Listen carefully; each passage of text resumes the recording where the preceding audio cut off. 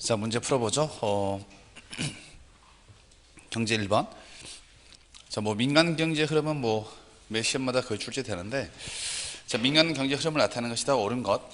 또 옳은 것 틀린 건 항상 조심하시고. 그래서 문제 풀 때는 옳은 것 틀린 것은 체크하는 그 훈련하셔야 되겠죠. 본능적으로 더 옳은 것. 물론 사이는 옳은 것 찾는 문제 잘 나오긴 하지만 이렇게 가끔 틀린 문제도 나오니까 2번처럼. 자, 옳은 것. 자, 민간 경제니까 가게나 기업이 되겠죠. 먼저 실선은 실물, 점선은 화폐. 첫 번째 먼저 가게와 기업을 찾는 건데, 일단은 그 9시 방향, 9시는 방향 가게, 아니 그 다음에 이제 3시 방향이 난데, 일단 실물 보면은 그 가에서 나 쪽으로 생산 요소가 가는 거죠. 경제 문제는 똑같은 이야기 좀 너무 빨리 풀려면 안 돼요. 그래서 시간을 좀 더 충분히 드린 건데, 실전에서도 경제 문제는 한 문제당 1분을 쓴다고 생각하시면 되겠고, 그죠? 자, 먼저 첫 번째, 그러면 가에서 나 쪽으로 생산 요소가 가니까 가가 나한테 생산 요소를 제공하죠. 가는 가게, 나는 기업. 기업번, 가는 효용 극대화, 유틸리티를 극대화하는 거죠. 근데 기업은 이윤 극대화죠. 사회적 후생 극대화는 뭐예요? 정부죠, 정부. 때문에 이제 기업번 틀리니까 몇 번? 1번, 2번 제껴주고. 그럼 실전이라면 어떻게 해야 돼? 디귿은 공통이니까 니은 걸 리을로 가면 되겠죠. 자, 니은. 자, 개인 주식 투자자가 배당을 받는 것은, 자, 키워드가 주식, 가로 열고, 주식은 생산 요소 시장이죠. 우리가 주식 시장은 생산 요소, 자본. 어떻게 생산 요소의 토지, 자본, 노동, 경영인데, 주식 시장은 이제 자본 시장이니까 바로 생산 요소 시장이죠. 주식 가로 열고, 생산 요소 시장 가로 닫고. 그에 따른 배당금을 받는 것은 분배가 되는 거죠. 그다음에 여기서 생산 요소니까 바로 기업, 바로 생산 요소를 제공해 준 대가로서 배당금 받는 거니까 바로 분배로서 배당금이 되는 거죠. 배당금. 기억이 포함되고 맞고. 그 다음에 디귿번, 실전이면 디귿번 검토하지 않고 리을로 갖고 리을. 자, 기억의 증가는 바로 생산 요소를 제공해 준 대가로서 분배를 받게 되고, 이 분배는 가계로 하면 소득이 되는 거죠. 소득. 따라서 기억의 증가는 니은이라는 것은 바로 기업이 가게한테 실물, 재화나 용역을 제공하고, 그에 따라서 니은은 일종의 판매 대금이 되니까, 소득이 증가하면 당연히 판매 대금 지출이니까 역시 기억의 증가는 니은의 증가를 가져오게 되는 거죠. 국민소득 3면 등가 법칙상. 다시 한번 정리해 볼게요. 정리. 일단은 이제 그 답이 이제 3번이 되는데, 그 여백이 한번 정리해 볼게요. 다시 한번. 우리 생산 요소죠. 다시 한번 정리. 생산 요소는 우리가 크게 4대 생산 요소, 토지, 자본. 그러니까 수업 시간에 말씀드렸던 게 이 자본, 노동, 그 주식 시장은 자본 시장이라는 것. 토지, 자본, 노동, 경영이 되겠고, 토지 이제 분배를 받는 거죠. 분배. 토지는 토지니까 지대, 자본은 이자, 노동은 임금, 경영은 이윤. 이게 이제 소득으로 하면 어떤 소득이에요? 소득의 종류 4가지, 근제 사이, 근로소득, 재산소득, 사업소득, 이전소득인데, 토지나 자본은 어떤 것은 근제 사이 중에서 자본, 소득의 종류, 소득, 여기까지 연결된다는 것. 역시 그런 문제가 출제가 된 거죠. 이것은 근제 사이, 근로소득, 자본소득, 그 다음에 사업소득, 이전소득 중에서 이것은 다시 이건 재산이죠. 근제 사이니까. 그래서 이제 재산 소득이 되겠고, 그다음 임금은 근로 소득. 이것은 사업 소득이 된다는 것. 그래서 문제집 뭐 간단하게 써놓으시면 되겠고, 다시 한번 정리. 또 암기법 우리가 소득의 종류 4가지, 경상소득과 비경상소득이 있게 되는데, 근데 수업 시간 암기법. 지금부터 정리되신 분들은 이제 이런 암기법도 한번 되새겨 주셔야 돼요. 마지막에는 이게 푸는 그 열쇠가 되니까. 때문에 경상소득. 경상은 경제경자 항상상제, 그러니까 커런트죠. 항상 꾸준히 들어온 소득 4가지, 근제 사이. 근로소득, 재산소득, 사업소득, 이전소득 이렇게 하죠. 그래서 이제 경상소득 4가지, 근제 사이. 책이 별표에 됐으니까. 그래서 이제 그 논점이 이제 리을까지 연결되겠고, 그 다음에 세 번째 의사는 의사가 환자를 진료하는 것은 디귿. 이것은 이제 기업, 의사도 기업이죠. 기업, 이윤추구니까. 따라서 이제 환자를 진료하는 것은 뭐죠? 이것은 서비스를 생산하는 거죠. 그래서 이제 간단히 써놓으셔야 돼요. 복습할 때 편하게끔. 서비스 생산. 서비스 생산. 맞는 문장. 자, 두 번째. 옳지 않은 것은. 일단 틀린 것 찾는 문제인데 먼저 보시면 기억반. 각국 정부는 생산자들에게 개당 20원의 생산 보조금을 준다는 거죠. 생산할 때마다 한 개당 20원의 보조금 주니까 생산비가 절감되고 그로 인해서 공급이 증가되는 거죠. 자, 보조금 지급이니까 간단하게 보조금, 공급 증가죠. 공급 증가는 뭐가 돼요? 공급 변동이죠. 공급 변동. 공급량이 변동이 아니라 공급 변동이니까 공급 곡선이 우측으로 이동하게 되잖아요. 따라서 이제 공급 증가니까 우리 수업선에 12개 그림 그린 거 다 응용되는 거죠. 이게 공급 변동이니까. 공급곡선 자체가 이동하면 되잖아요. 근데 여기서 조심할 게 20원 생산 보조금이니까 현재 균형 가격이 얼마? 50원에서 현재 30개가 거래되고 있는데 이제는 균형 가격이 20원 내려와야잖아요. 내려오니까 그대로 공급선이 우측 이동하는 건데 40원으로 내려온 게 아니에요. 이것은 그대로 수직선은 내려와야죠. 우리 수업 시간에는 이제 어떻게 나섰냐면 오히려 반대로 생산자한테 개당 세금 부과했을 때 이렇게 표현됐던 거고, 근데 그래서 반대로 이제 보조금 주는 거니까 공급선이 좌측이나 우측으로 이동하면서 균형 가격이 50원에서 얼마? 30원까지 내려온 거죠. 그럼 거래량 내려오니까 그럼 이제 새로운 균형점이 형성되는 거죠. 균형점은 어디? 40원에서 형성되는 거잖아요. 40원에 형성되고 거래량도 몇 개? 40개로 되는 거죠. 40개.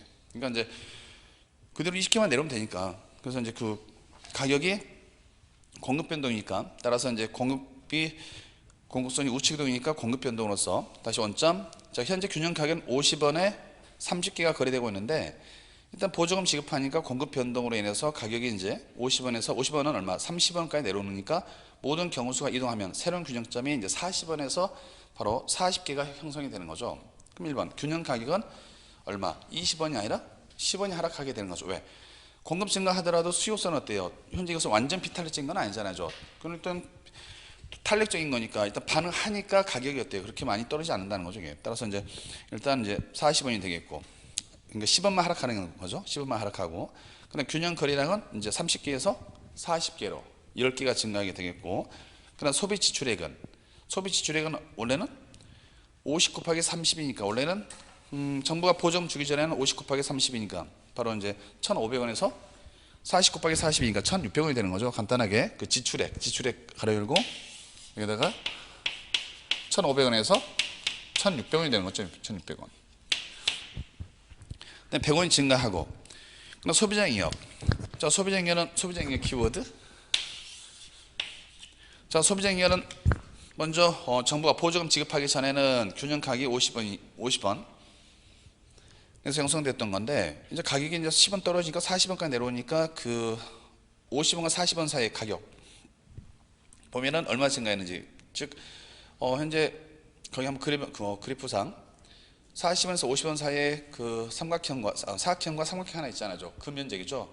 따라서 먼저 계산하면은 한 칸당 얼마야? 한 칸당 세로축은 10원이고 가로축도 10이니까 10 곱하기 10이니까 100이 되는 거죠.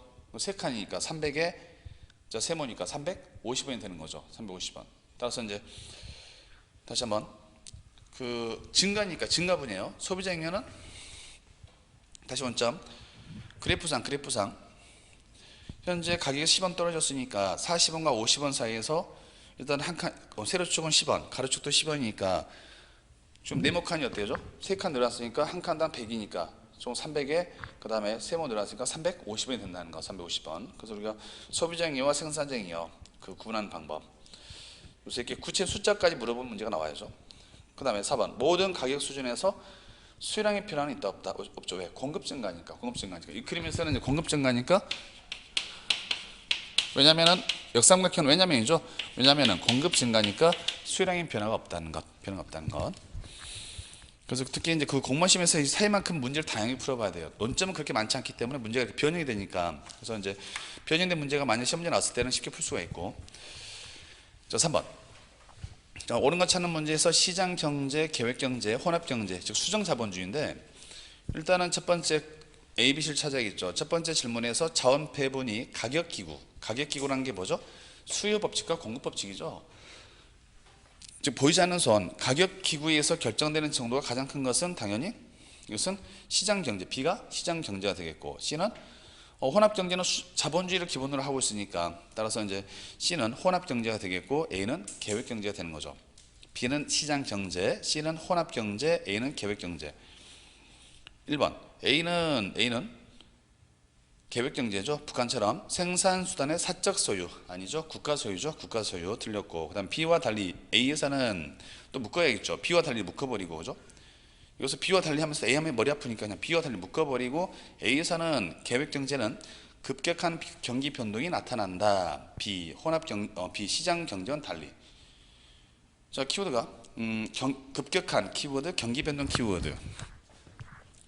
급격한 경기 변동은 어디서 나와요? 이것도 가끔 질문 들어왔는데, 급격한 경기 변동은 이것은 시장 경제에서 나와요, 계획 경제에서 나와요? 시장 경제죠. 시장 경제 봐봐. 지금 현재 경제 자본주의 바탕, 이번에 현재 그 우한의 그 폐렴 때문에 어때요? 미국 지금 현재 나스닥 시장 같은 경우도 엄청나게 폭락하고 있잖아요. 근데 북한 같은 경우는 북한은 경제에 관심 없어요. 모든 게 국가의 통제에 따라 이루어지기 때문에 일단 국가 생산에 뭐 신발, 김정은이가 북한 주민을 위해서 운동화 300만 켤레 생산한다면 어때요? 또 문 닫으면 돼요. 경기 변동 신경 안 써요. 모든 국가 통제하니까. 그래서 이때는 이것은 시장 경제 특징, 시장에 맡겨두다 보니까 시장 경제 특징이 되는 거죠. 시장 경제. 항상 묶는 연습하셔야 돼요. 특히 뭐 문화에서도 자연현상, 사회현상 구분하는 문제처럼. 세 번째, 2번 B는 시장 경제에서는 개인의 이기심에 따른 이익 추구가 보장이 되는 거죠. 수요 법칙은 좀 전에 효용 극대화, 유틸리티, 그 다음에 생산자는 이윤 극대화, 모든 게 그 인간의 이성적인 인간을 전제로 하면서 이기적이기 때문에 어때요? 수요 법칙과 공급 법칙이 성립한다 했었고. 3번 A, B에서 C는 또 묶어야겠죠. A, B에 묶으세요. 묶어서 C가 바로 혼합 경제는 분배 과정에 있어서, 역시 혼합 경제도 자본주의가 바탕이니까 주로 형평성이 아니라 효율성이죠. 효율성. 따라서 이제 A가 계획 경제에 비해서 틀렸죠. 계획 경제가 형평성이고, 일단은 자본주의를 바탕으로 하는 혼합 경제는 효율성을 추구하는 게 원칙. 그 다음에 4번 가해는 시장 실패가 나타날 가능성이 적절하다. 시장 실패가 나타날 가능성, 시장 실패 키워드. 시장 실패가 나타날 가능성이 어떤 거예요? 정부가 관여하지 않는, 먼저 시장 첫 번째 시장 경제가 되겠죠. A가 되겠죠. A. 시장 경제가 현재 뭐예요? B죠. B 똑같습니다. 위와 똑같아요. 그 다음에 혼합 경제, 그 다음에 이렇게 계획 경제. 그래서 BCA. 그러니까 결론이 위에 있는 질문과 같은 형태가 되겠고. 그다음에 ACB인가 틀렸잖아요. 틀렸고. 그 다음에 4번 원화 충격 특혜급 탄력도 문제 푸는 문제. 근데 쉽게 푸는 방법 말씀드렸잖아요. 문제 가로 해설. 이렇게 푸시면 된다는 것. 지금 탄력도 문제 계속 나오고 있는데, 탄력도 문제는 특혜급이니까 반대 출제가 돼요. 이 문제 놓치면 안 돼요. 이것은 이렇게 풀면은 말씀드렸지만 아무리 컨디션 안 좋아도 풀 수 있으니까 먼저 P, 항상 이걸 먼저 써놓고 가시라는 거. P 곱하기 Q, 그 다음 Q, 그 다음에 AJ, BJ. 이것만 정확히 찾아내면 되겠죠. AJ, BJ, C. 탄력도량은 가격의 변화율분의 수요량의 변화율. 가수니까 가격의 변화율분의 수요량의 변화율이죠. 일단은 P, 이것만 이제 정확히 보시면 되겠죠. 가격은 어디 갔어요? X축이니까 AJ, 문제 빨리 풀면 안 돼. 정확히 보는 거예요. AJ 가격 변화율은 몇 %? 마이너스 X축을 보는 거니까 마이너스 3%. 그 다음에 BJ도 마이너스 3%. CJ는 X축을 봐야겠죠? 2%. 그 다음에 Y축은 판매 수입은 영어로 뭐예요? P 곱하기 Q라 했었잖아요. P 곱하기 Q니까 이것만 정확히 보시면 돼요. AJ는 세류축을 보셔야 되죠. 세류축이니까 몇 %? 2%. BJ는 0%. CJ는 세류축 보시면 2%. 요새 칠판 보시면 요새 이런 문제 잘 나오잖아요. 칠판 보시면 가장 기본적인 시험 문제가 뭐예요? P와 Q를 주면서 탄력도 찾는 문제가 되겠고, 두 번째 문제가 이거죠. P와 PQ를 주면서 탄력도를 찾아야 돼요. 일단 탄력도를 찾으려면 가격의 변화율과 수요량의 변화를 알아야 하기 때문에 P와 Q를 찾아야 돼요. 첫 번째 시험 문제 스타일은 가장 기본적인 거 P와 Q를 주면서 탄력도를 찾는 거, 보너스 문제가 되겠고, 두 번째 문제는 P와 PQ를 주면서 Q를 또 찾아서 PQ를 비교하는 문제. 세 번째는 요새 또 새로운 스타일이 뭐냐면 PQ와 Q를 주면서 지난번 문제 풀었던 것처럼 PQ와 Q를 주면서 P의 가격의 인상 여부를 따져보는 문제가 출제가 돼요. 그럼 어떻게 푼다? 이런 것은 일반 책에 안 나와 있어요. 뭐냐면 곱하기지만 어떻게 한다? 1번 더하라는 거죠. 더해서 이 값이 나오게끔 만들면 되죠. 왜냐하면 곱하기지만 어차피 더해도 오차범위 다 들어와요. 더해서 이 값이 나오게끔. 그럼 마이너스 3과 뭘 더해야 2가 나온다? 5죠. 5가 되죠. 그 다음에 마이너스 3과 뭘 더해야 0이 나온다? 3. 2와 뭘 더해야 2가 돼요? 0. 그 다음 뭘 해야 되지? 항상 탄력 또는 PQ니까 이 두 개를 비교하는 거지. 이거 두 개. 이 두 개를 비교하면은 가격의 변화를 보면 수량의 변화니까 비교하면은 비교하면 되겠죠. 이제 PQ 항상 PQ를 찾아야 탄력도를 알 수 있으니까. 뭐 간단하게 이게 분모고 분자니까 가격은 3% 하락했는데 수량은 5%나 올라왔잖아요. 저거죠? 탄력죠. 때문에 숫자로 표현하더라도 마이너스 3분의 5. 어차피 수요의 가격 탄력성은 수요 법칙을 전제로 하니까 마이너스니까 절대값, 편의상 절대값을 씌워서 부호를 뺀다 했었잖아요. 이 문제는 반드시 기억해 주셔야 돼요. 두 번째, 3% 떨어졌는데 3% 떨어진 만큼 올라왔으니까 당연히 탄력죠. 2D는 1이 되겠죠. 분모 값이. 분모 분자 같으니까. 그럼 이것은 2%나 올랐는데 전혀 가격이 반응이 없네요. 수량이 반응이 없네요. 완전 비탄력죠. 2D는 0이 되겠죠. 분자 값이니까. 그럼 결론이 뭐냐면 가장 큰 거, 탄력도 큰 순서니까 이건 1보다 크잖아요. 이런 것도 아니죠. 3분의 5니까 1보다 크고 3분의 3이니까 1이 되겠고 2분의 0이니까 0이 되잖아요. 그러니까 A, B, C 이렇게 되는 거고. 이건 반드시 기억해 주셔야 돼요. 이런 책은 이건 일반론이 없기 때문에 그래서 이렇게 하니까 이제 빨리 푼다 했었잖아요. 또 뭐 GDP도 우리가 강조했던 것처럼 무역 이론도 마찬가지. 그다음에 이제 그다음 문제. 이 문제는 뭐 기본적인 문제인데 2017년도에 나왔던 비슷한 문제인데 표는 X 시장에서 시장 지배력이는 A 기업의 생산량에 따른 평균 수입과 총 비용. 자, 옳은 건 찾는 문제인데 이런 문제 같은 경우는 어떻게 푼다? 내가 붕어빵 장사를 했다고 생각하시면 되겠고 일단은 이제 힌트 보니까 항상 이런 문제는 총 수입, 총 이윤, 즉 총 수입, 총 비용, 총 이윤을 구하는 문제잖아요. 이거. 그러면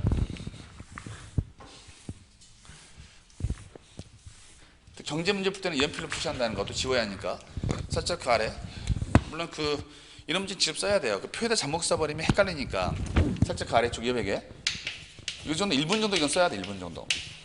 그럼 먼저 생산량 1, 2, 3, 4, 5, 6. 만약 시간이 촉박되면 제일 나중에 풀라는 것. 지금 많이 연습하셔야 돼요. 그러니까 문제 특히 이제 첫 번째 모의사는 어차피 경제 20문제였지만 두 번째 모의사는 섞어 있기 때문에 만약 경제에 자신 없으면 법정치 문화 풀고 경제를 풀어본다든지 이런 훈련도 하셔야 돼요. 지금 테스트하는 건 지금 자기에게 가장 맞는 그 푸는 방법이 있기 때문에 그래서 이제 가장 푸는 방법은 자신 있는 과목을 먼저 풀라는 것. 그래서 이제 뭐 또 법정치 풀다가 자신 없으면 건너뛰고 푸는 거예요. 똑같은 얘기지만 쉬울 때는 실수를 줄이고 그 다음에 어려울 때는 한 문제 다른 친구보다 더 맞추면 합격하는 거니까. 그래서 이제 또 이제 실전에서 5과목을 다 풀기 때문에 보통 학생들은 국어, 영어, 국사 이렇게 풀어요. 그렇게 풀지 말라 했잖아요. 물론 국어를 자신 되는데 자신 있어 모르겠는데 보통 학생들이 국어, 영어 풀어요. 그러니까 국어 이제 열심히 풀죠. 푸는 과정에서 왜 긴장하냐면 영어에 대한 압박감이 있기 때문에 국어를 빨리 풀어요. 빨리 풀면 실수 다 나가버리죠. 그러다가 이제 영어 어때요? 시험 다 써버리죠. 에이란 모르겠다. 내년에 시험 보자고. 그래서 저도 그런 게 있었는데 가장 자신 있는 과목을 만들어야 돼요. 5과목 중에서 꼭. 그래서 보통 학생들이 보통 이제 푸는 건데 어떤 친구는 이제 국사 문제 풀고 사회 문제 풀고 이렇게도 하고 그럼 사회는 경제 나중에 풀기도 하고 그것은 이제 생각을 해두면서 머리 플랜을 짜게 되겠고. 그럼 먼저 일단 당연히 총수입. 다 똑같은 건 총수입. 총수입이 안 나왔잖아요. 공식은 거기 나와있지만 공식은 그 단문장 표시 보시면 평균 수입은 판매량 분의 총수입 이런 건 필요 없어요. 그냥 단순하게 총수입은 오늘 판매 붕어빵을 몇 개 팔았느냐에 따라서 들어온 돈이죠. 먼저 생산량 붕어빵 한 개 팔았는데 자 이제 만 원이지만 평균 그냥 12를 벌어서 12. 두 개를 팔았는데 평균이 11이라는 거죠. 그러면 총 수입은 얼마가 돼요? 곱해주면 되는 거잖아요. 근데 궁금증. 어떻게 평균 수입이 줄어듭니까? 할인 판매 들어가기 때문에 평균 수입이 줄어든다 했었잖아요. 빵이 안 팔려, 붕어빵이 안 팔리니까. 그러면 일단은 총 수입은 얼마예요?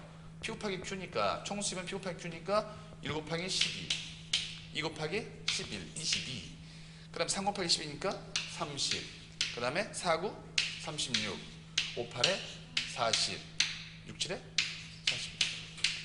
이렇게 풀면 다 푸니까. 그럼 총 비용은 있으니까 그래서 써주면 되겠죠. 근데 표를 쓰지 말고 이렇게 써봐도 괜찮아요. 시간 오래 안 걸리니까. 그대로 써주면 16, 20, 24, 29. 1분 안에 풀면 되니까 36, 46. 그럼 총 이윤. 붕어빵 장사로 생각하시면 되겠고 붕어빵 총 이윤.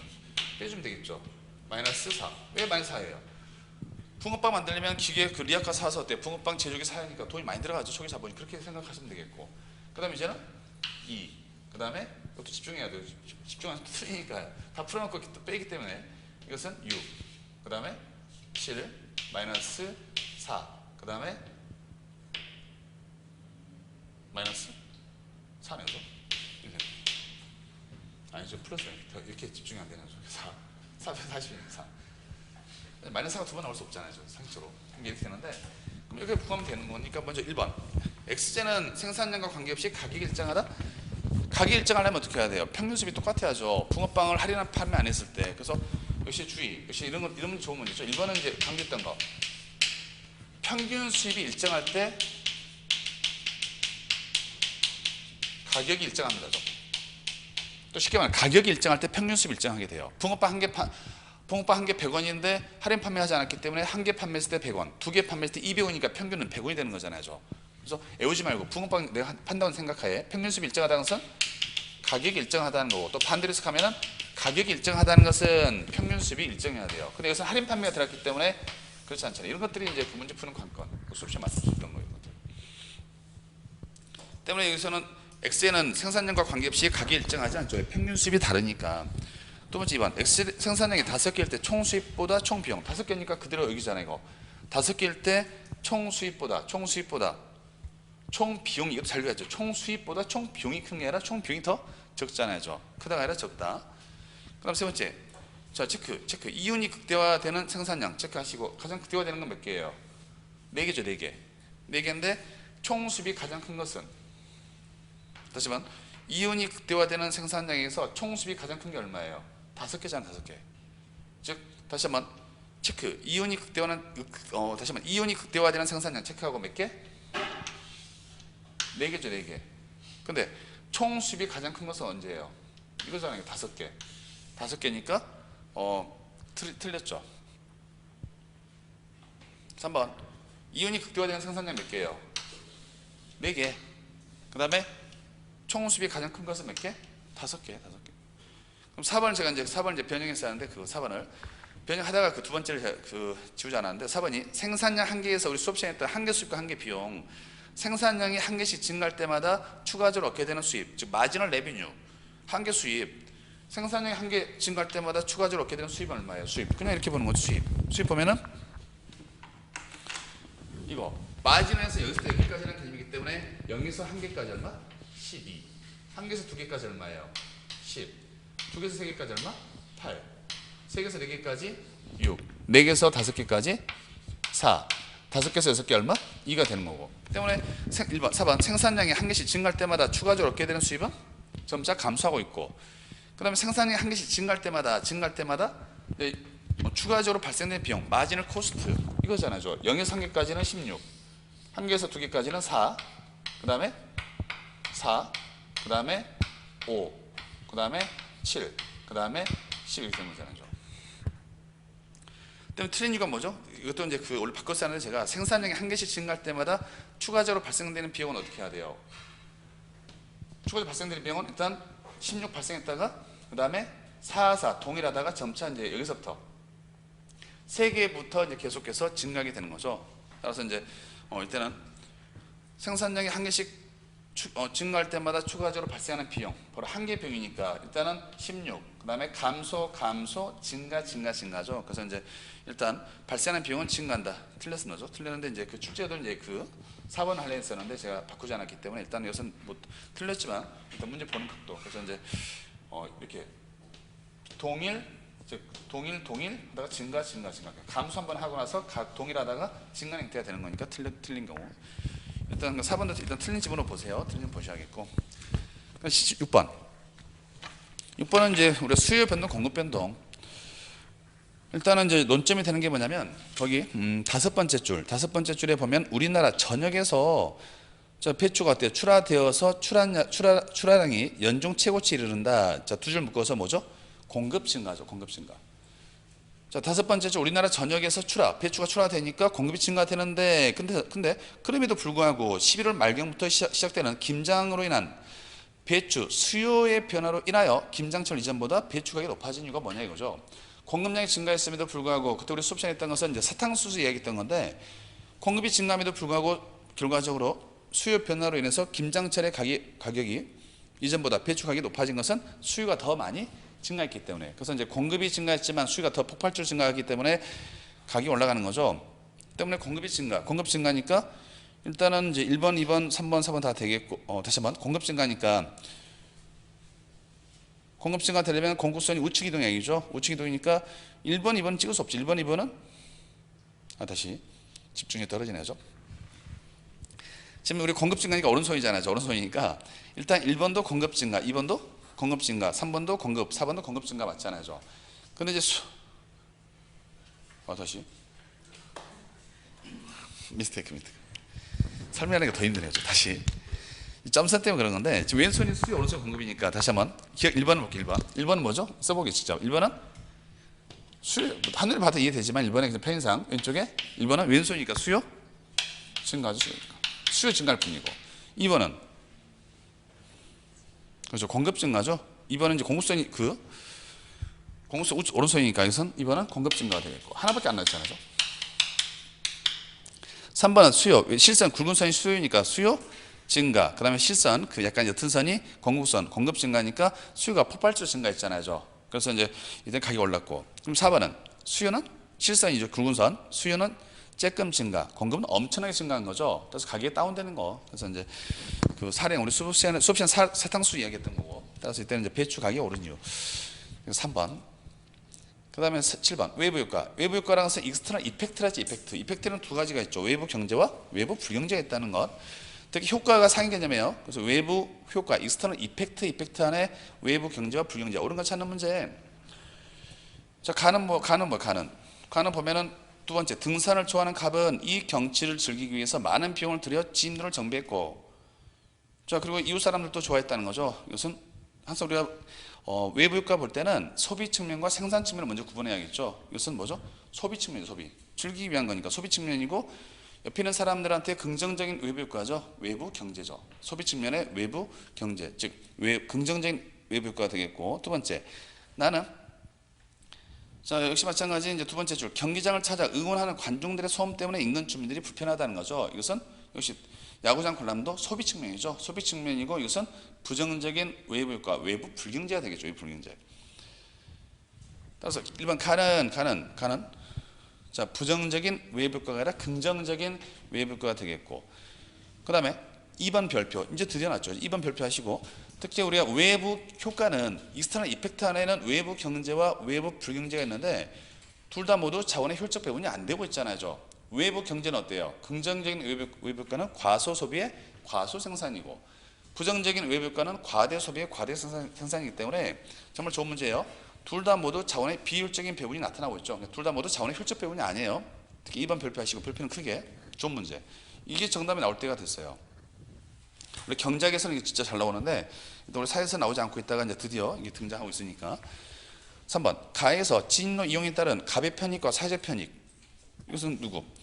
일단 소비 측면의 긍정적인 외부 효과니까 그래서 사회 전체적으로 편익이 더 큰 거죠. 따라서 갑의 편익과 사회적 편익이 같은 게 아니라 사회적 편익이 더 큰 거죠. 편익. 긍정적인 거니까 4번 나에서 경기 관람에 따른 기억의 편익 이것은 부정적인 외부 효과니까 특히 수업 시간에 담배 얘기했죠. 담배 피우면 누구한테 본인만 좋을 뿐이라 했었잖아요. 이것도 마찬가지 야구 보는 사람만 좋을 뿐이기 때문에 기억의 편익보다 사회적 편익이 작은 게 아니라 기억의 편익이 더 크다는 거죠. 그래서 본인만 좋을 뿐이기 때문에 기억의 편익보다 사회적 편익이 더 작죠. 그죠? 특히 이런 표현들 보다 비해 이런 단어가 또 함정이 되니까 정확히 이해를 하시고 나서 푸셔야겠고 8번 정부의 경제 역할인데 세 번째 줄 에너지 바우처 정책은 기준 소득 미만의 가구를 대상으로 하고 또 한 칸 건너서 내려오면 정부 관계자는 다른 나라에서도 저소득층의 에너지 비용 부담 경감의 에너지 바우처 정책이 큰 효과가 있었다고 밝히며 바로 어떤 경우죠? 바로 4번째 문제점 빈부격차 완화 소득 재분배 효과가 되는 거고 소득 재분배. 그 다음 문제 이런 문제 이것은 항상 우리 GDP 문제는 특이A급이잖아요. 특이A급. 일단 이제 보시면 초콜릿만 이제 생산하는 각국의 연도별 이제 가격과 생산량 옳은 걸 찾는 문제. 그 다음에 GDP 디플레이터 물가지수죠. 우리 물가지수 구하는 공식은 실질 GDP분의 명목 GDP 곱하기 100. 실명이죠. 실질 GDP분의 명목 GDP 곱하기 100. 이런 문제 푸시면 잘하신 거예요. 이것도 문제는 쉬운 문제는 아닌데 1번 2016년에 GDP 디플레이터, GDP 디플레이터 다시 한번 복습. 경제학자들은 이제 그 물가 상승 여부를 파악하기 위해서 여러 가지를 만들어요. 그 중에 하나가 이제 GDP 디플레이터인데, GDP 디플레이터는 물가 지수니까 기준연도의 물가 지수는 100을 전제로 한다 했었고, 그다음에 이것은 물가 지수니까 구하는 공식은 다시 한번 압축해서 실질 GDP분의 명목 GDP 곱하기 100이죠. 그래서 특히 실질 GDP는 뭐예요? 단지 실질 GDP라는 것은 다시 한번 기준연도 가격, 우리 기준연도라는 것은 실질 GDP를 구하기 위해서 만들어진 거잖아요. 그럼 실질 GDP는 어떻게 구해요? 만약 2020년도에 실질 GDP라는 것은 2020년도의 생산량의 기준연도 가격을 곱해주고, 그 다음 명목이라는 것은 커런트니까 이것은 실질은 불변 가격, 기준연도 가격, 그 다음 명목이라는 것은 커런트니까 경상 가격으로서 현재 가격이죠. 그러면 실질 GDP는 2020년도 생산량의 기준연도 가격, 명목은 2020년도 생산량의 2020년 가격을 곱해주는 거니까 계산하기 편하게 주는 거죠. 그러면 2016년이니까 제일 오른쪽에 있죠. 2016년도의 가격은 240, 생산량은 100. 그러면 일단 실질 GDP는 어떻게 구해야 돼요? 기준연도가 저기 2013년이라 되어 있기 때문에 2016년도에 실질 GDP는 생산량 100 곱하기 가격을 240이 아니라 100을 곱해줘야죠. 그럼 100 곱하기 100이니까 얼마예요? 따라서 이것은 이 사례에서는 얼마? 만. 그다음 명목 GDP는 2016년도 생산량이 100개니까 가격을 현재 가격 곱해주니까 240로 곱해주면 되니까 24,000 약분하면 어때요? 이것은 이제 결과적으로 240. 따라서 이때는 이제 120이 아니라 240이 되겠고. 그 다음에 2번 2014년과 2015년 물가 상승률이라는 변화율이니까. 근데 위에 표에서는 숫자가 나왔으니까 변화율을 구하라는 거죠. 2014년과 15년에 물가 상승률이니까 첫 번째 칸에 나왔죠. 어차피 생산량이 하나밖에 없으니까 그대로 그냥 가격만 보시면 되겠고. 근데 2014년에 자 가격은 현재 하나당 100원에서 150원까지 올랐으니까 50원 올랐으니까 출제 의도는 뭐냐면 2014년에도 50달러 올랐고 2015년에도 50달러 올랐으니까 물가 상승률이 같은 거다. 이게 출제 의도예요. 근데 이것은 변화율로 바꿔주니까 따라서 2014년도는 몇 퍼센트? 100분의 50이니까 50%죠. 50%. 그러나 2015년도는 150에 50이니까 다르죠. 따라서 이것은 이제 3분의 1밖에 안 되니까. 따라서 물가 상승률은 같은 게 아니라 다르다는 것. 어떻게 바꿔요? 살짝 써놓으시면 되겠죠. 이렇게 복습하게끔 편하게끔 계산한 게 아니라 2014니까 100분의 50만큼 올랐잖아요. 곱하기 100. 그 다음에 2000 몇 년도? 2015년도는 150원에서 50원 올랐잖아요. 그래서 이제 2014년도는 100원에서 50원 올랐고 2015년도는 150원에서 50원 올랐으니까 이것은 2분의 1이고 3분의 1이니까 다르잖아요. 3번 실질 GDP 키워드. 저 수업 시간에 지금 수업 끝나고 나서 실질 GDP 하면은 다시 한번 수업 시간에 경제 성장률, 생산량, 생산 규모 하면 무슨 GDP? 실질 GDP를 했었잖아요. 그래서 부추 현접, 경제 성장률, 생산량, 그다음에 생산 규모. 그럼 일단은 실질 GDP니까 뭘 본다? 화살표 내려서 생산량이죠. 여기서는 생산량. 생산량 두 번째 칸을 보면 되는 거잖아요. 이건. 그럼 2014년 이후 매년 실질 GDP는 생산량이기 때문에 여기서는 계속 증가하고 있는지 2013년에서 14년 80에서 100개 증가하고 있고 15년은 120개 증가하는데 2016년도는 줄었잖아요. 따라서 실질 GDP가 증가하고 있다가 아니라 2016년에 감소했죠. 간단히 써놓으시면 돼요. 이것은 이런 문제는 복습할 때 편하게끔 하기 위해서 2016년에 감소했고. 그럼 4번 2014년부터 16년 중 2014년에 경제 성장률 또 나왔잖아요. 경제 성장률 키워드. 자, 경제 성장률이니까 이게 뭐죠? 우리 실질 GDP인데 이건 실질 GDP를 구할 필요 없는 게 뭐예요? 일단은 결과적으로 왜냐면 초콜릿밖에 없으니까 경제 성장률은 실질 GDP니까 여기서는 생산량만 보면 되는 거죠. 때문에 다시 한번 경제 성장률 다시 한번 정리할게요. 경제 성장률은 또 생산량 또 뭐 생산 규모. 원래 만약 XJ, YJ로 했을 때는 당연히 이제 실질 GDP를 구해야 하는데 어차피 이것은 초콜릿 하나만 생산하고 있으니까 바로 경제 성장률은 여기서 구하면 되잖아요. 사례가 힌트를 줬으니까. 따라서 뭐 생산 규모, 뭐 경제 규모 다 같은 말이 이것은. 때문에 실질 GDP인데 여기서는 뭐 어차피 가격은 곱할 필요, 가격은 모두 제품 하나밖에 없으니까 2013년도, 14년도, 15년도, 16년도 가격은 다 똑같잖아요. 뭐만 비교하면 돼요. 실질 GDP는 당해 연도 생산량의 기준 연도 가격인데 2013년도, 14년도, 15년도, 16년도 모두 가격을 통일시키면 그럼 생산량의 차이가 되니까 생산량만 계산한 게 아니라 생산량만 보시면 되겠죠. 그러면 2014년과 16년까지 봤을 때 자, 현재 생산량이 제일 많은 시점 2015년이 되는 거죠. 15년. 따라서 이제 이때는 2014년과 다시 2014년과 2016년 중 2014년에 경제 성장률이니까 뭐다? 생산량을 보는 거죠. 근데 여기서 출제 의도가 뭐냐면 경제 성장률이니까 다시 한번 정리해 볼게요. 자, 가령 해설. 그래서 이제 경제 성장률이니까 퍼센트로 구하는 거죠. 퍼센트. 그죠? 그래서 이제 다시 한번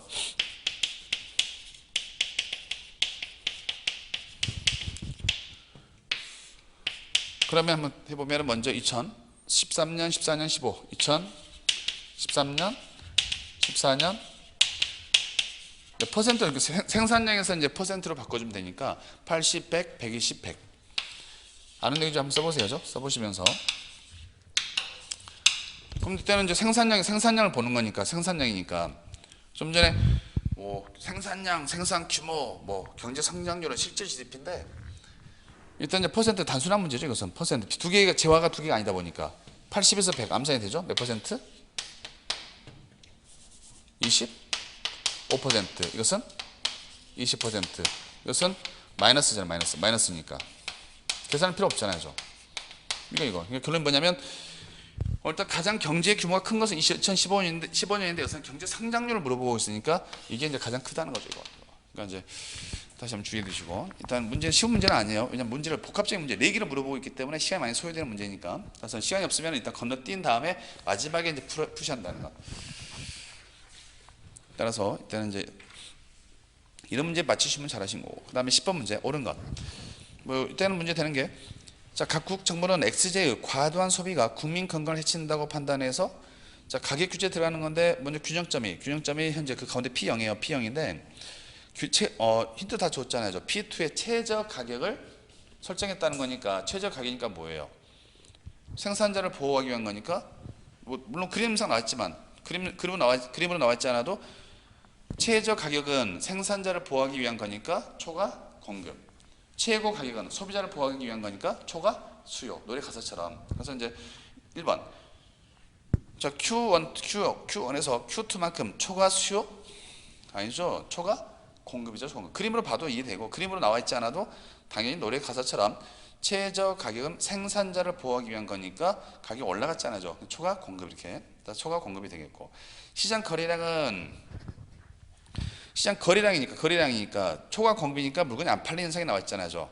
때문에 원래는 자 Q 가운데 Q0에서 거래가 됐었는데 최저 가격이 설정되니까 사람들은 소비자들은 안 사 먹게 되는 거죠. 그렇기 때문에 어디 Q 왼쪽에 좌변 왼쪽에는 Q1만큼 사 먹으니까 역시 마찬가지 거래량은 Q1에서 거래가 되는 거죠. 그래서 결과적으로 시장의 공급은 Q2까지 공급되는데 실제 거래가 되는 것은 Q1만큼만 거래되니까 Q1에서 Q2까지 초과 공급이 나오게 되겠고 때문에 이제 문제 시장 거래량은 Q0에서 Q2로 증가하는 게 아니라 Q1으로 감소하게 되는 거죠.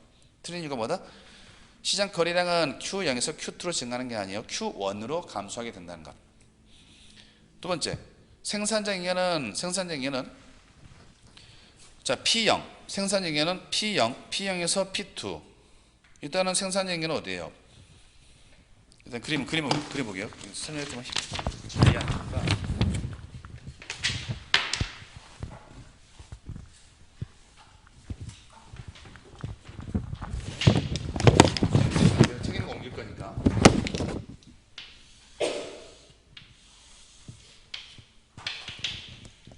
자, P, 그 다음에 Q. 자, 왼손 수요, 오른손 공급. 자, 그럼 먼저 현재 규정점. 자, P0, Q0. 그 다음에 P0이 P1이죠? P1. 그 다음에 이제 P2.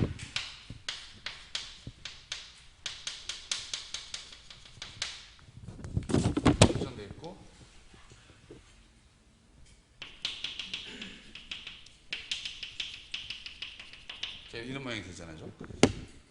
그럼 원래는 이제 칩판 보시면 소비자에게는 어때요? 소비자에게는 원래 정부가 이제 최저 가격 설정하기 전에 소비자에게는 수요선에서 현재 거래되는 사 먹는 사람들 이쪽이 이제 소비자에게가 되는 거죠 이게. 그럼 생산자에게는 정부가 개입하기 전에는 공급선상에서 실제 공급하는 사람들 이쪽 아래쪽이 생산자에게요. 이쪽이 뭐가 된다? 소비자에게가 되겠고. 근데 정부가 어때요? 가격 통제하니까. 일제는 이제 바로 결과적으로 Q1, Q2가 된다는 건데 원래는 정부가 P0에서 거래하기 전, 정부가 개입하기 전에는 P0 가격에서 Q0만큼 거래가 됐었는데 정부가 최저 가격을 P2에 설정하니까 이제는 초과 공급, 이만큼의 초과 공급이 나오지만 실제 거래량은 이 정도밖에 안 되는 거잖아요. 그럼 결과적으로 소비자들은 그전에는 이 수요선에서 흰 점에 위에 있는 사람들이 사 먹었었는데 이제 노란 점 위에 있는 사람들이 사 먹기 때문에 이게 소비자에게는 이만큼밖에 안 되지 않고. 근데 중요한 생산자에게는 어때요? 원래 생산자에게는 이거죠. 이만큼 이만큼 면적이었는데 어차피 이제는 Q1만큼 공급하는 사람들, 공급선에서 여기 있는 사람들만 아래 있는 사람들 공급하게 되는 거죠. 이게. 그럼 결과적으로 생산자에게는 이쪽 아래 있는 사람들이 물론 가격이 높게 받는 게 좋은 거죠. 생산자에게는 어디예요? 이거죠, 이거. 이게 생산자에게가 되는 거예요. 그 다음에 정부의 그 개입으로 인해서 사회적 손실은 항상 삭막힌 면적 이쪽이 뭐가 돼요? 사회적 손실이 되니까. 그럼 2번. 그럼 생산자에게는 증가분이니까 얼만큼 증가해? 만큼이니까 증가분을 의미하는 거죠. 그럼 P행에서 P2, P행에서 P2인데 Q1, P행에서 P2. 즉 다시 한번 생산자에게는 P행에서 P 먼저 다시 한번 생산자에게 증가분이죠. P행에서 P2. 그 다음에 Q행에서 P행에서 P2인데 여기서 P행에서 P2인데 Q1만큼 증가하는지 이걸 따져보는 거죠. 근데 여기서 중요한 함정이 뭐냐면 지방 보시면 일단은 그 생산자는 어때요? 이쪽 부분이 증가했잖아요. 근데 중요한 게 그 전에 이쪽이 까먹어 버렸잖아요. 축제 의도가 뭐냐면 이건 새로 지금 만큼이니까 증가분을 의미하는 거니까 그저 칩판 보시면 이해를 하셔야 돼요. 여기까지가 원래 생산자 얘기했는데 생산자는 정부가 최저 가격 설정하니까 이 사각형 면적은 새로 얻었지만 이 삼각형 면적이 어때요? 사라져버린 거죠. 이게. 이쪽 부분이 어때요? 이쪽 부분이 사라졌으니까 절반 빼주는 면적이 생산적인 거예요. 틀린 이유가 뭐냐면 P0에서 P2 곱하기 Q1이니까 P0, P2 이 사각형 면적이 바로 증가분이다. 그 축제였는데 그건 아니고 여기서 절반을 빼줘야죠. 따라서 정확하게 P0, P2 곱하기 Q1에서 곱하기 2분의 1을 해줘야만이 증가된다는 거. 그 다음에 사회적 잉여 역시 마찬가지 3번 사회적 잉여 감소 얼마 감소했어요? 이 삼각형 면적만큼 감소를 했잖아요. 감소.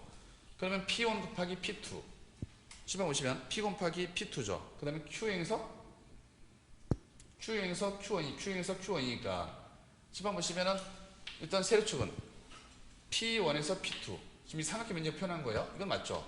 근데 이제 X축 Q에서 Q만큼 그럼 이 사각형 전체를 의미하는 건데 그건 아니죠.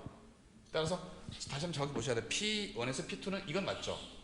지금 이걸 표현하는 건데 이걸 표현하는 거니까. 근데 세로축 맞는데 가로축 Q에서 Q1이니까 이걸 의미하니까. 그럼 이 면적이 살짝 손실한 건데 그건 아니고 이 삼각형 면적만 해당되니까 역시 마찬가지 2분의 1을 해줘야겠죠. 여기서 2분의 1만큼 감소한다는 거죠. 이런 표현.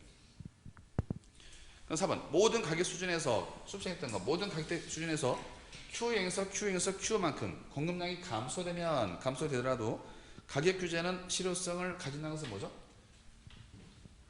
시방 보시면 그때 이제 정부의 가격 통제업인데 항상 부족한 분만큼 메꿔줘야죠. 현재 초과 공급이 Q1에서 Q2니까 Q2만큼 초과 공급이 사라져야죠. 사라진다는 것은 Q1에서 Q2만큼 공급성이 어때요? 줄어들어야 가격이 올라가는 효과가 발생하는 거지. Q1에서 Q이니까 여기까지밖에 되지 않잖아요. 따라서 여전히 가격 통제 의미가 살아있게 되는 거죠. 그래서 이제 다시 한번 이 그림의 의미를 정확히 이해하셔야 돼요. 그래서 이제 모르시면 질문하셔야겠고 이 그림의 의미. 그다음 11번. 11번도 아까 좀 전에 그 탄력도 문제, 탄력도.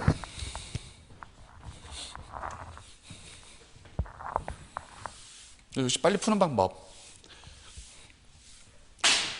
일단은 그 박스를 보시면은 아직 박스 Y축 그 첫 번째 가격 변화율, 판매 수익 변화율이니까 그럼 가격 변화율이 마찬가지 P, 판매 수익은 P 곱하기 Q니까 옆에다 쓰면 되겠죠. 그 여백에 오른쪽에 저 Q라 쓰면 돼요. Q라 쓰면 되겠고, 그럼 첫 번째 구역 5% 떨어졌는데, 자 판매 수익 변화율이 5% 증가했다는 거죠. 그러면 일단 더하라는 거죠. 더해서 5가 나오게끔. Q는 얼마? 일단 첫 번째 구역에서는 10이 되겠죠. 두 번째 구역에서는 가격이 5% 올랐는데 판매 수입은 고정되어 있다는 것은 올라간 만큼 내려왔다는 거죠. 마이너스 5가 되겠고. Q.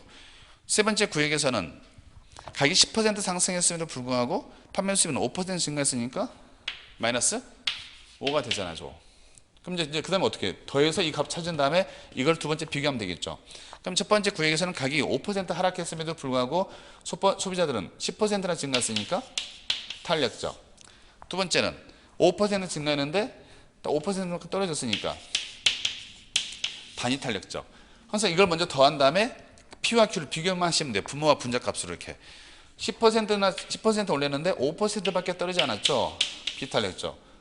그러면 숫자로 표현하면은 이것은 10분의 5니까 0.5가 된다는 것. 그래서 이제 결과적으로 그걸 생각하시면서 첫 번째 구역의 관람권의 수요는 가격에 대해서 탄력적, 맞죠? 탄력적. 두 번째 구역의 관람권의 판매량은 뭐죠? Q잖아, Q. Q는 가격 변화 이전과 동일하다? 아니죠. Q는 감소했잖아, 감소. 그대로 표현하는 거니까 감소했고. 두 번째 구역의 관람권의 수요는 두 번째 단위 탄력적이죠. 세 번째 관람권의 수요보다 가격 변화에 더 민감하죠. 탄력적이니까, 단위 탄력이니까. 네 번째, 관람권의 가격 변화로 인해서 A 영화관의 관람권 판매 수입은 10%? 출제 의도가 뭐냐면 판매 수입 변화율이 첫 번째 구역에서는 5%, 세 번째 구역도 5%니까 합계해서 10%인 거다. 이게 출제 의도인데 그렇지 않죠. 왜? 두 번째 구역이 0%밖에 안 되니까 전체 판매 수입은 지금 전체니까 전체 판매 수입은 10%가 나올 수가 없죠. 왜냐하면 첫 번째 구역에서는 5%, 세 번째는 5%인데 두 번째는 0%니까 평균 내주면 10%가 나올 수 없죠. 출제 의도는 5 더하기 5니까 10이다 이건데 그럴 수 없죠. 이것은 5% 미만이죠. 5% 미만. 5% 미만. 12번 문제. 그래서 이게 왜 그 문제 풀면서 많은 생각이 드실 거예요. 풀다가 막 머리 그냥 수업 시간에 배웠던 논점 다 뽑아내는 훈련을 하는 거니까. 12번. 저 취업률도 뭐 특기급인데 먼저 틀린 거 찾는 문제. 힌트 있죠. 갑국의 15세 이상 인구는 일정하다는 건데 근데 조심할 게 그 단위 전년 대비라는 거. 전년 대비니까. 자, 1번. 2014년에 실업자 수 키워드. 자, 2014년에 실업자 수는 2013년보다 많다는 건데 자, 먼저 보면은 그 2014년은 2013년도에서 보세요. 유치원화 문제가 되니까 일단 1번 2014년에 실업자 수인데 먼저 보면은 그 첫 번째 2014년에 취업자 수는 증가를 했잖아요. 근데 경제활동 인구 증가는 몇 퍼센트? 2%나 증가했는데 어차피 경제활동 인구 안에 뭐가 있어요? 취업자와 실업자가 있잖아요. 그러면 분모에 해당되는 경제활동 인구가 2%나 증가했음에도 불구하고 취업자 수는 1%밖에 증가하지 않았다는 것은 결과적으로 실업자 수도 더 증가했다는 것을 의미하게 되는 거예요. 이게. 그래서 이때는 2014년에 실업자 수는 2013년보다 더 많다라고 할 수 있게 되는 거죠. 자, 해설 달아보기 해설. 이것은 수업 들을 때는 이해 안 되니까 일단 써놓으시면서 복습할 때 보시면 돼요. 해설. 먼저 1번. 이렇게 보시면 1번. 써놓으셔야 돼요. 1번 뭐냐면 즉 경제활동 인구 증가율. 경제활동 인구에 두 가지 취업자, 실업자가 있으니까 경제활동 인구 증가율 이것은 2%나 증가를 했잖아요. 이게 분모값이니까. 그런 약간 이게 바로 경제활동 인구가 이제 분모니까 분모값이니까 분모값의 증가율이 2%나 증가했죠. 그 다음에 경제활동 인구는 취업자, 실업자 있는데 여기서는 취업자도 지금 취업자 증가율이니까 취업자 수 증가율은 몇 퍼센트? 1%밖에 증가하지 않아. 이것은 이제 분자값이니까. 경제활동 인구가 2%나 증가했기 때문에 2%나 증가했음에도 불구하고 취업자 수가 고작 1%밖에 증가하지 않았다는 것은 따라서 나머지 경제활동 인구로 넘어온 수 중에서 나머지는 실업자로 한 거죠. 따라서 그만큼 기존에 비해서 실업자 수도 전년도에 비해서 증가했다 이렇게 표현하게 되는 거죠. 써놓으시고 나서 복습할 때 보셔야 돼요. 두 번째 2014년과 16년 중 2016년에 비경제활동 인구가 가장 많다? 자, 2016년에 비경제활동 인구가 가장 많다. 그 이유가 뭐냐면 경제활동 인구, 우리 생산 가능 인구에는 다시 경제활동 인구와 비경제활동 인구가 있게 되는데 어차피 15세 이상 인구랑 경제활동 생산 가능 인구가 동일하니까 생산 가능 인구의 두 가지 경제활동 인구와 비경제활동 인구가 있게 되는데 이것은 표 자체 문제죠. 일단 2014년 경제활동 인구 증가율 전년에 비해서 2% 증가했고 2015년은 0%니까 다시 한번 2번 해설 갈게요. 다 써놓으셔야 돼요. 똑같은 얘기지만 써놓고 나서 다시 복습할 때, 틀리신 분은 복습할 때 먼저 이렇게 보면 되겠죠. 경제활동 인구, 여기서는 생산 가능 인구가 같으니까 범위가 한정돼 있잖아요. 한정됐으니까 퍼센트이지만 변화율이지만 비교가 가능하다 있었잖아요. 경제활동 인구 보면은 먼저 지금 현재 그림이 13년과 14년 13년에 비해서 14년이 더 늘어났죠. 그 다음에 15년은 뭐 0%니까 같죠. 그 다음에 16년도는 마이너스 1.0%니까 이런 형태가 되는 거잖아요. 이거. 그럼 결론이 경제활동 인구가 어때요? 지금 보면은 2014년과 16년 이 중에 이 세 개 중에서 경제활동 인구 제일 많은 것은 14년과 15년이 많으니까 따라서 생산 가능 인구가 일정하니까 이게 비교가 가능한 거죠. 비경제활동 인구는 비경제활동 인구가 경제활동 인구로 넘어왔으니까 반대로 이제 14년, 15년, 16년 이렇게 되는 거죠. 그러니까 결과적으로 또 13년 이렇게 되는 건데 일단 출제도 이거니까. 그다음에 16년이 가장 많고 세 번째 고용률 키워드. 고용률은 어떻게 구해요? 경제활동 인구분의 취업자 곱하기 100이니까. 근데 2016년의 고용률은 2014년보다 2014년보다 상승했다. 2014년보다. 그럼 고용률을 보면은 일단은 이제 우리 고용률은 고용률은 생산 가능 인구분의 취업자 곱하기 100이니까 자, 취업자 또 해볼게요. 3번 해설. 이런 문제는 써놓으셔야 돼요. 다른 것은 이해되는데 이런 문제는 써놓고 나서 복습만 하셔야 돼요. 자, 3번. 우리 고용률은 생산 가능 인구분의 취업자 곱하기 100이니까 취업자 수를 구해. 취업자 수. 자, 취업자 수니까 위에 나와 있잖아요. 위에 첫 번째 칸에 13년과 14년 비교했을 때 누가 더 크다? 14년. 그 다음에 15년 0%라는 것은 뭐죠? 똑같다는 거죠, 이거. 근데 16년도는 마이너스 0.5니까 이런 모습이 되잖아요. 그러면 우리 고용률, 항상 공식은 생각해 두셔야 하니까 공식은 생산 가능, 이런 문제를 맞춰야 돼. 이게 변별되는 문제가 되거든요. 그래서 이제 앞으로 계속 이런 문제 나올 건데 연습 많이 하시면 이제 시전에서 많은 도움이 되는데 그러면 고용률이니까 당연히 생산 가능 인구는 분모값은 같으니까 고용률은 누가 더 커요? 2016년의 고용률은 2014년보다 상승이 아니라 감소하게 되는 거죠. 감소. 줄었으니까. 그 다음에 4번. 2016년에 경제활동 참가율은 생산 가능 인구분의 경제활동 인구니까 그 경제활동 인구 증가율만 보면 되겠잖아요. 그러니까 2016년과 15년인데 16년은 15년에 비해서 마이너스 1.0%니까 2016년의 경제활동 참가율은 2015년보다 하락했잖아요. 생산 가능 인구분의 경제활동 인구니까. 그리고 2014년과 2015년에 실업률은 같다. 근데 실업률 같은 이유가 뭐예요? 그 다음에 4번 해설. 4번 해설 보면은 2014년과 15년에 실업률이 같은 이유가 뭐냐면 결과적으로 즉 경제활동 인구 뭐냐면 첫 번째가 전년 대비니까 경제활동 인구인데 실업률 같은 경우는 경제활동 인구분의 실업자 곱하기 100이죠. 근데 경제활동 인구인데 14년과 15년은 어떻게 돼요? 14년도에 비해서 2.0% 증가했지만 어차피 14년에 비해서 15년 0%니까 경제활동 인구에서 14년과 15년이 같잖아요. 두 번째, 이 문제도 난이도 상급이 상급. 두 번째, 취업자 수. 취업자 수도 마찬가지. 2014년도는 13년도에 비해서 1% 증가했지만 15년도는 0%니까 14년과 15년이 같잖아요. 그럼 결과 따라서 실업자 수도 어차피 경제활동 인구에 취업자와 실업자가 다 있으니까 생각하는 포인트 키우셔야 돼요. 힘을. 14년과 15년 같으니까 실업률도 같게 되는 거죠. 이게. 그래서 이런 연습 이거 그래서 계속 연습하다 보면 시전에서 문제 더 쉽게 나오니까 약간 더 이렇게 어려운 문제 풀어놔야 나중에 시전에 가서 많은 그 복합적으로 생각하시면서 풀 수가 있어요. 일단 써놓으시고 나서 복습하셔야겠고 그 다음에 13번.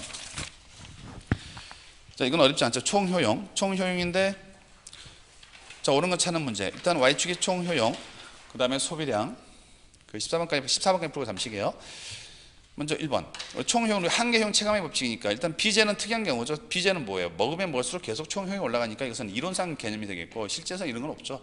자, 1번 기억. 그냥 분석하는 거니까 A제는 많이 소비할수록 총효용이 증가하지는 않죠. 이제 순간 이제 그 15개 먹고 나서부터는 어때요? 총효용이 감소하는 것은 이제 총효용이 최대점에서 한계효용이 이제 그 0이 되는 거니까 다시 첫 번째 기억번 A제는 많이 소비할수록 총효용이 증가하지 않고 15개 정도쯤에서 이제 감소하게 되는 거죠.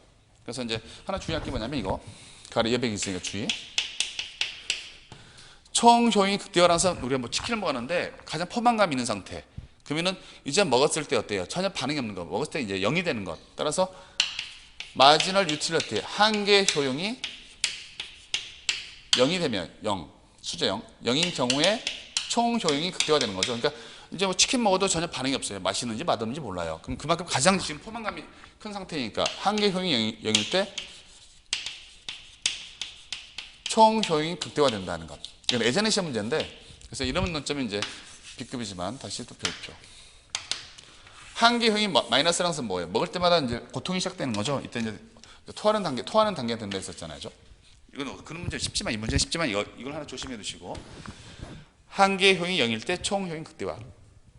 두 번째 비제만 20개 비제 실선이죠. 즉 비제만 20개 소비할 때 갑의 총 효용은 일단 15개 현재 당연히 1,000원이니까 15개 때 15,000원이고 30개 먹으니까 3만 원이죠. 당연히 20개 먹으면 2만 원이 되겠고.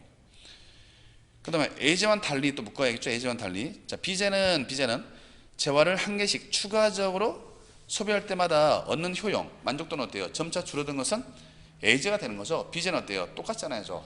똑같기 때문에 먹을 때마다 일단 이런 것은 거의 아니라 없죠. 현실적으로. 따라서 일단 시험 문제이기 때문에 B제는 한계 효용, 즉 추가적으로 생기는 만족도는 같죠. 네 번째, B제만 30개 소비할 때 B제만 30개 소비하면은 현재 만족도가 3만 원이죠. 3만 원.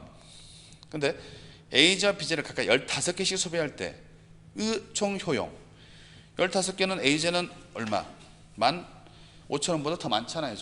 단순한 그림 분석하는 문제예요. B제는 15,000원이기 때문에 B제만 30개 먹으면 3만 원이지만 A제와 B제를 각각 15개 먹게 되면 A제는 15,000원보다 더 많은 거니까 B제는 15,000원, 그래서 3만 원보다 더 많기 때문에 이것도 문제 풀 때 조심.